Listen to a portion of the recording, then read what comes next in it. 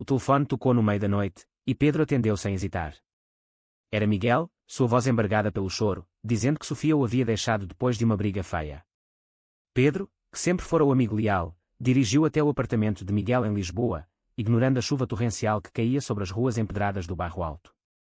Ao chegar, encontrou Miguel desolado, sentado no chão com uma garrafa de vinho pela metade, os olhos vermelhos de tanto chorar. Sem dizer uma palavra, Pedro o abraçou, sentindo o corpo do amigo tremer contra o seu. Mas então, em um impulso inesperado, Miguel ergueu o rosto e beijou Pedro nos lábios, um beijo desesperado que mudou tudo em um instante. Pedro congelou por um segundo, o coração acelerando como nunca antes. Ele sempre soubera de sua atração por Miguel, mas a mantivera escondida, respeitando a heterossexualidade declarada do amigo. Agora, com aquele beijo, o mundo parecia virar de cabeça para baixo. Miguel se afastou, os olhos arregalados de choque e arrependimento imediato. Desculpa, cara. Eu não sei o que me deu, murmurou ele, virando o rosto. Pedro, tentando manter a compostura, respondeu com voz baixa: Tudo bem, Miguel. Foi só o momento. Vamos esquecer isso. Mas no fundo, Pedro sabia que esquecer seria impossível. Aquele beijo havia aberto uma ferida que ele tentara cicatrizar por anos. Na manhã seguinte, o sol entrava pelas janelas do apartamento, iluminando a bagunça deixada pela noite anterior. Miguel acordou com uma dor de cabeça pulsante e memórias fragmentadas. Ele se lembrava do beijo, e o pânico o invadiu. Pedro já estava na cozinha, preparando café, agindo como se nada tivesse acontecido. Bom dia. Como você tá? Perguntou Pedro, forçando um sorriso. Miguel hesitou, sentando-se à mesa. Sobre ontem. Foi um erro, né? Eu estava bêbado, confuso. Pedro assentiu, mas suas mãos tremiam ao servir o café. Ele havia passado a noite em claro, revivendo o momento, questionando se aquilo era real ou apenas uma projeção de seus desejos reprimidos. Os dias seguintes foram um tormento para Pedro. Ele trabalhava como designer gráfico em uma agência no Chiado, mas sua mente vagava constantemente para Miguel. Eles se conheciam desde a universidade, em Coimbra, onde dividiram um quarto no dormitório. Miguel sempre fora o extrovertido, o que conquistava as garotas com facilidade, enquanto Pedro era o quieto, o que observava de longe. Pedro saíra do armário aos 20 anos, mas nunca mencionara sua atração por Miguel, temendo destruir a amizade. Agora, com o beijo, tudo estava em risco.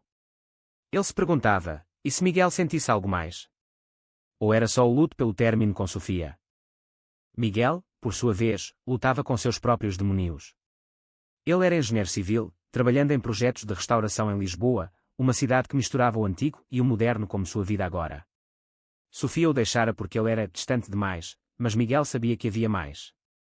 Ele sempre sentira uma conexão profunda com Pedro, algo além da amizade, mas o negava veementemente. Em uma sociedade portuguesa ainda marcada por tradições católicas e expectativas familiares, admitir qualquer dúvida sobre sua sexualidade seria um terremoto. Sua família em Porto era conservadora, o pai, um empresário rígido, esperava que ele se casasse e tivesse filhos. Miguel decidiu ignorar o incidente, convidando Pedro para um jogo de futebol no Estádio da Luz, como nos velhos tempos. Durante o jogo, a tensão era palpável. Benfica contra Porto, a rivalidade e quando nas arquibancadas. Pedro torcia pelo Benfica, Miguel pelo Porto, como sempre. Mas entre os gritos da torcida, Miguel se pegou olhando para Pedro de forma diferente. Ei, cara, obrigado por ontem. Você é o melhor amigo que eu poderia ter, disse Miguel durante o intervalo. Pedro sorriu, mas por dentro, doía. Ele queria mais do que amizade, mas o medo de perder Miguel o paralisava. Ao voltar para casa, Pedro ligou para sua irmã, Ana, que morava em Faro. Mana, aconteceu uma coisa. Miguel me beijou. Ana, sempre apoiadora, respondeu, Pedro, cuidado. Ele pode estar confuso, mas você não merece ser um experimento. A semana prosseguiu com encontros casuais. Miguel marcou um jantar com amigos em comum, tentando normalizar as coisas. Mas no restaurante, sob as luzes quentes de um típico tasco lisboeta, a conversa derivou para relacionamentos. Um amigo brincou, Miguel, agora que está solteiro, vai pegar todas. Miguel riu, mas seus olhos encontraram os de Pedro por um segundo a mais. Pedro sentiu um ciúme irracional, saindo cedo com a desculpa de trabalho. Sozinho em seu apartamento no Alfama, ele chorou pela primeira vez em anos. Porque eu? Porque agora, pensou, questionando se deveria confrontar Miguel ou simplesmente se afastar. Miguel, em casa, não conseguia dormir. Ele revivia o beijo, sentindo uma mistura de culpa e curiosidade. pesquisou no celular sobre amigos que se beijam, mas fechou o navegador rapidamente, como se alguém o estivesse vigiando. No dia seguinte, ligou para Pedro: Ei, vamos correr no Parque Eduardo VII. Preciso desestressar. Pedro aceitou, mas com o coração apertado. Durante a corrida, sob o sol de outono, Miguel parou de repente. Pedro, sobre aquele beijo. Eu não sei o que foi aquilo, mas não me arrependo. Pedro parou, ofegante. O quê? Miguel continuou: Foi bom. Me fez pensar. Aquilo foi o gancho que Pedro não esperava, abrindo as portas para um abismo de possibilidades e perigos. A conversa se estendeu por horas, sentados em um banco do parque. Miguel admitiu que sempre admirara Pedro, mas nunca pensara nisso romanticamente. Com Sofia, era confortável, esperado. Mas com você? É diferente. Pedro, cauteloso, respondeu: Miguel, você é hétero. Isso pode ser só a dor do término. Mas Miguel insistiu: E se não for? E se eu quiser tentar? Pedro sentiu uma onda de esperança, mas também de medo. Ele sabia os riscos: rejeição familiar, olhar julgadores na rua, a luta interna de Miguel. Ainda assim, concordou em dar um passo de cada vez. Os próximos dias foram uma montanha-russa emocional. Pedro e Miguel começaram a se ver mais, mas em segredo. Um café aqui, um passeio pelo castelo de São Jorge ali.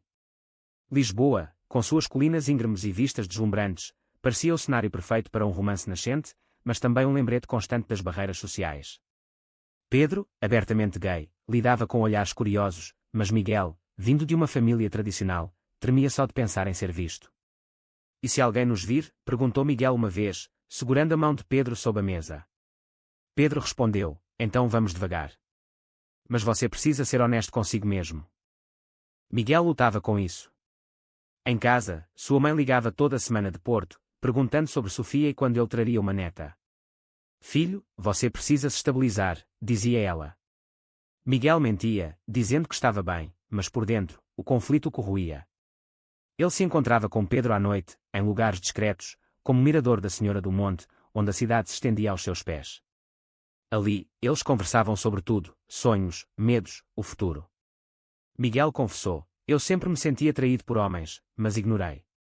Achava que era fase. Pedro ouvia, mas alertava: Isso não é brincadeira, Miguel. Se formos adiante, vai doer. A primeira crise veio quando um amigo em comum, Tiago, viu os dois juntos em um bar no Cais do Sodré. Tiago, bêbado, brincou: Vocês dois parecem um casal. Miguel congelou, negando veementemente. Que besteira, cara. Somos só amigos. Pedro sentiu uma facada no peito, saindo do bar sem dizer adeus. Em casa, chorou de raiva e decepção. Ele ainda tem vergonha, pensou. No dia seguinte, Miguel apareceu na porta de Pedro, arrependido. Desculpa. Eu entrei em pânico. Pedro, magoado, respondeu: Se você não assume, isso não vai funcionar. Eles fizeram as pazes, mas a semente da dúvida foi plantada. Pedro, por sua vez, enfrentava seus próprios demónios.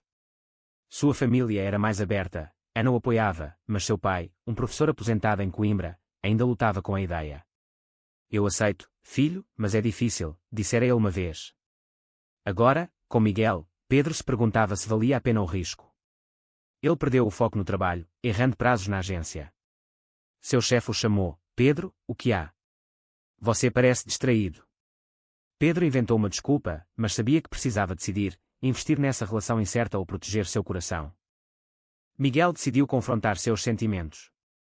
Ele marcou uma viagem de fim de semana para Sintra, longe dos olhos de Lisboa. No Palácio da Pena, com suas torres coloridas e florestas encantadas, eles se beijaram pela primeira vez de forma consciente. Isso é real, disse Miguel. Pedro sorriu, mas por dentro, temia o que viria. Na volta, Miguel recebeu uma ligação da ex, Sofia. Preciso te ver. Errei. Miguel hesitou, mas marcou um encontro, sem contar a Pedro. No café, Sofia chorou, pedindo perdão. Miguel a ouviu, mas pensou em Pedro o tempo todo. Não, Sofia. Acabou, disse ele, saindo aliviado, mas culpado por ter ido. Ao contar a Pedro, a reação foi explosiva. Você foi vê-la? Sem me dizer. Pedro gritou, sentindo-se traído. Miguel defendeu-se: foi só para fechar o ciclo. A briga durou horas, com acusações voando. Pedro questionou a lealdade de Miguel, e este, sua própria identidade. Eles se separaram naquela noite, cada um em seu apartamento, refletindo sobre o preço da honestidade. Miguel chorou sozinho, percebendo que amar Pedro significava perder partes de sua vida antiga. Pedro, por sua vez, ligou para Ana: acho que errei em me envolver. A reconciliação veio dias depois. Miguel apareceu no trabalho de Pedro com flores, um gesto público em uma cidade conservadora. Eu te amo, Pedro. Quer tentar de verdade? Pedro, surpreso, aceitou, mas com reservas. Eles começaram a namorar oficialmente, mas ainda em segredo. Jantares em casa, filmes no sofá, momentos íntimos que fortaleciam o laço. Mas a pressão social crescia. No trabalho de Miguel, colegas faziam piadas homofóbicas, e ele se calava, envergonhado. Não posso confrontar todo mundo, justificava. Pedro entendia, mas doía. Uma virada veio quando a mãe de Miguel veio visitar de Porto. Ela ficou no apartamento dele, e Miguel escondeu qualquer traço de Pedro. Não posso contar agora, disse a Pedro. Pedro aceitou, mas sentiu-se como um segredo sujo. Durante a visita, Miguel se distanciou, cancelando planos. Pedro, sozinho, questionou tudo. Vale a pena ser o segundo plano? Quando a mãe foi embora, Miguel pediu perdão, mas o dano estava feito. Pedro exigiu: ou você assume, ou acaba. Miguel, pressionado, prometeu pensar. Os meses seguintes foram de tensão crescente. Miguel lutava para reconciliar sua identidade com as expectativas familiares. Ele começou a terapia em segredo, em uma clínica no Restelo, onde falava sobre sua confusão. Eu amo Pedro, mas tenho medo, confessava ao terapeuta. Este o encorajava a ser autêntico, mas Miguel hesitava. Enquanto isso, Pedro prosperava no trabalho, ganhando uma promoção, mas sua vida pessoal era um caos. Ele se encontrava com amigos da comunidade LGBT em bares no Príncipe Real, onde ouvia histórias semelhantes de luta e aceitação. Você merece alguém que te assuma, diziam eles. A crise explodiu quando o pai de Miguel descobriu uma mensagem no celular do filho. Quem é Pedro? Por que tantas mensagens carinhosas? Miguel, pego de surpresa durante uma visita a Porto, negou no início. É só um amigo. Mas o pai insistiu, e Miguel, exausto de mentir, confessou: pai, eu sou gay. Ou bissexual. Eu amo Pedro. O pai, chocado, reagiu com raiva: isso é uma fase. Você foi influenciado. Nossa família não aceita isso. A mãe chorou, implorando para ele voltar ao normal. Miguel saiu de casa arrasado, dirigindo de volta a Lisboa em lágrimas. Ao chegar, foi direto para Pedro. Contei aos meus pais. Foi horrível. Pedro o abraçou, orgulhoso, mas preocupado. E agora? Miguel respondeu: eles me deserdaram por enquanto. Mas eu escolhi você. Aquilo foi um marco, mas o preço era alto. Miguel perdeu o apoio financeiro da família, precisando cortar gastos. Pedro ajudou como pôde, mas a dinâmica mudou. Miguel se tornou mais dependente, o que gerava atritos. Não quero ser um fardo, dizia ele. Pedro respondia: somos uma equipe. A sociedade portuguesa, apesar de progressista em leis, o casamento gay era legal desde 2010, ainda carregava preconceitos em camadas mais profundas. No trabalho de Miguel, rumores se espalharam após ele postar uma foto com Pedro no Instagram. Colegas o isolavam, o chefe o olhava torto. Isso afeta a minha carreira, desabafou Miguel. Pedro, que enfrentara isso antes, o incentivava: lute. Mostre que você é o mesmo profissional. Mas Miguel questionava se valia a pena. Ele considerou mudar de emprego, mas o mercado era competitivo. Uma traição veio de forma inesperada. Sofia, a ex, descobriu sobre Pedro e, magoada, espalhou boatos entre amigos em comum. Miguel sempre foi gay, me usou como disfarce. Isso chegou aos ouvidos de Pedro, que confrontou Miguel: é verdade. Eu sou só uma fase. Miguel negou, mas a dúvida pairava. Eles brigaram feio, com Pedro saindo de casa por uma noite. Sozinho em um hotel barato no Martim Muniz, Pedro refletiu sobre suas escolhas. Eu o empurrei demais. Miguel, desesperado, procurou Pedro no dia seguinte. Sofia mentiu. Eu te amo de verdade. Eles se reconciliaram, mas a confiança abalada.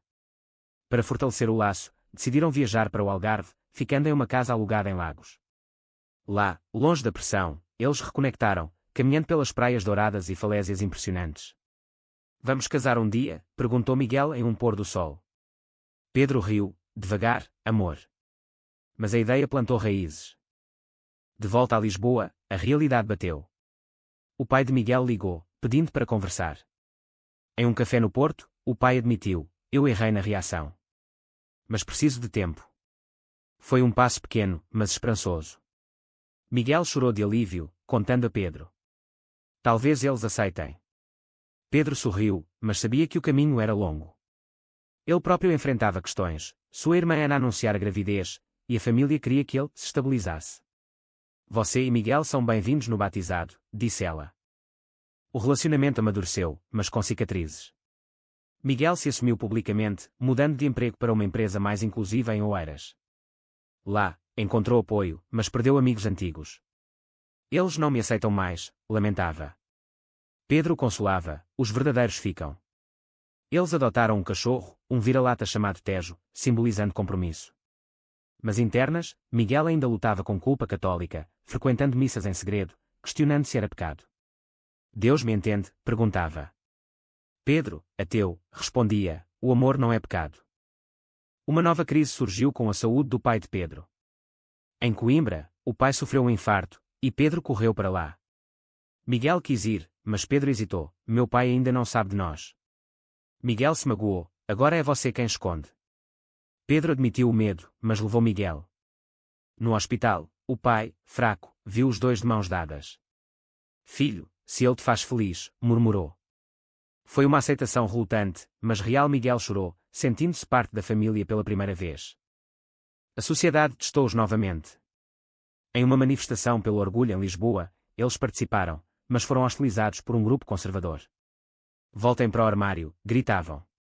Miguel, impulsionado pela raiva, beijou Pedro na frente de todos, um ato de defiança. A foto viralizou nas redes, trazendo apoio e ódio. Miguel perdeu um contrato profissional, mas ganhou respeito na comunidade. Valeu a pena, disse a Pedro. Pedro, porém, enfrentava burnout. O stress acumulado o levou a uma depressão leve. Ele se afastou, cancelando planos. Miguel notou: o que há, amor? Pedro confessou: sinto que paguei um preço alto por nós. Miguel, culpado, propôs terapia de casal. Em sessões no Chiado, eles desenterraram ressentimentos, a hesitação inicial de Miguel, a pressão de Pedro. Eu te traí emocionalmente com Sofia, admitiu Miguel. Pedro perdoou, mas o processo foi doloroso. Um ponto de virada veio com uma oferta de emprego para Pedro em Madrid. É uma oportunidade, mas significa nos separar, disse ele. Miguel, aterrorizado, implorou: não vá. Vamos juntos. Pedro recusou a oferta, escolhendo o relacionamento. Você é a minha prioridade. Mas o sacrifício pesou. Miguel, para compensar, planejou uma surpresa, um pedido de casamento no Mosteiro dos Jerónimos. Casa comigo? Perguntou de joelhos. Pedro, emocionado, disse sim. A família de Miguel reagiu mista. A mãe aceitou, o pai relutou, mas compareceu ao noivado. Sofia, surpreendentemente, mandou parabéns, fechando o ciclo. Mas nem tudo era perfeito. Amigos traíram, revelando segredos antigos. Um ex de Pedro apareceu, semeando dúvida. Ele é mesmo hétero? Questionava. Miguel provou sua lealdade, confrontando o ex. O casamento se aproximava, marcado para uma igreja progressista em Lisboa. Mas dias antes, Miguel teve uma crise. E se eu errar? E se for uma fase? Pedro, paciente, respondeu: o amor é escolha diária. Eles casaram em uma cerimônia simples, com famílias misturadas. Ana chorou de felicidade, o pai de Miguel apertou a mão de Pedro. Bem-vindo à família. Foi um triunfo, mas o preço pago ecoava: amizades perdidas, carreiras abaladas, corações feridos. Anos depois, eles adotaram uma criança, enfrentando burocracia e preconceitos. Miguel se tornou ativista, lutando por direitos LGBT em Portugal. Pedro escreveu um livro sobre sua jornada, inspirando outros. Mas as cicatrizes permaneciam. Em noites quietas, Miguel questionava: valeu a pena? Pedro respondia: sim, porque te tenho. A vida os testou mais, uma doença de Miguel os uniu ainda mais. Pedro cuidou dele, provando o compromisso. No fim, eles olharam para trás, vendo as escolhas, as traições, as vitórias. O amor sobreviveu, mas a que custo? Foi certo Miguel negar sua identidade por tanto tempo, ou Pedro deveria ter se afastado no início?